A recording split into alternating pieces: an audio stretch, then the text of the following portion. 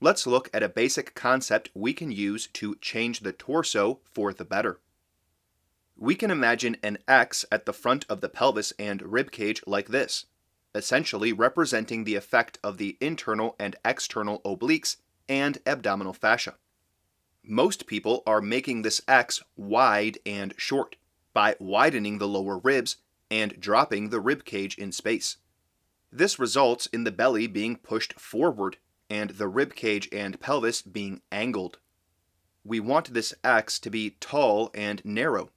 We can't narrow the pelvis, but we can narrow the lower ribs at the front. In practice, we will also need to draw the abdomen back in space, as part of what's happening here is the lower ribs and the front of the pelvis are being pushed forward. Those are habitual movements that need to be inhibited, that is, prevented. By engaging the transversus abdominis, we will further narrow the X, but at the same time, we will pull on the thoracolumbar fascia at the back, widening it. These pulls around the body will stretch both the thoracolumbar fascia and the fascia at the front of the abdomen, while narrowing the lower end of the ribcage. But the movement of the abdomen back is not alone going to produce a good result. We have to coordinate with this narrowing a movement of the whole ribcage up in space. This upward movement will help straighten the back and allow the fascia at both the front and back of the torso to be taut top to bottom. The problem is that most people's first inclination when lifting their ribcage is to pull the top of their ribcage back. This will push the lower ribs forward, and we will be back to a widened and shortened X. We need to keep the top of the ribcage forward and lift the entire ribcage while drawing the abdomen back. This will, of course, demand that you use your abdominal musculature in a very different way than you might be used to.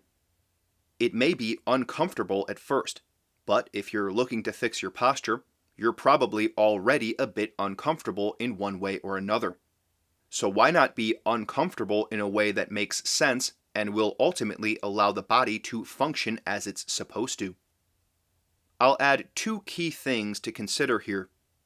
First, when you make the movements to make a tall, narrow X, that is lifting the ribcage, narrowing the lower ribs at the front, and drawing back the abdomen, you want to put those movements into action in one distinct gesture, and then you want to let go of the force you may have put into the gesture while trying to keep the torso as it is.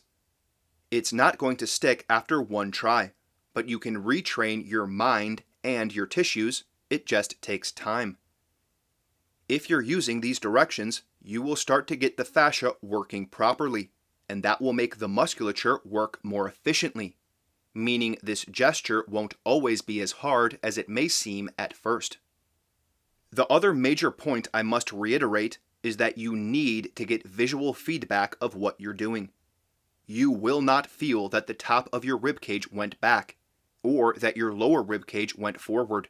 There are no words I can say that can fully convey this.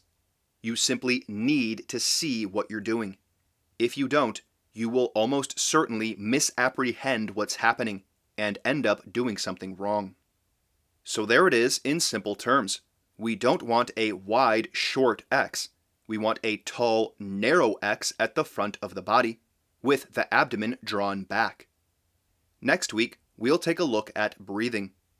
Many people want to know how to breathe better, but less often do they ask why we don't breathe well to begin with. In a way, we just examined a large part of the problem that is causing poor breathing habits. So consider the connection, then join me next week, and we'll look at our basic premise of breathing.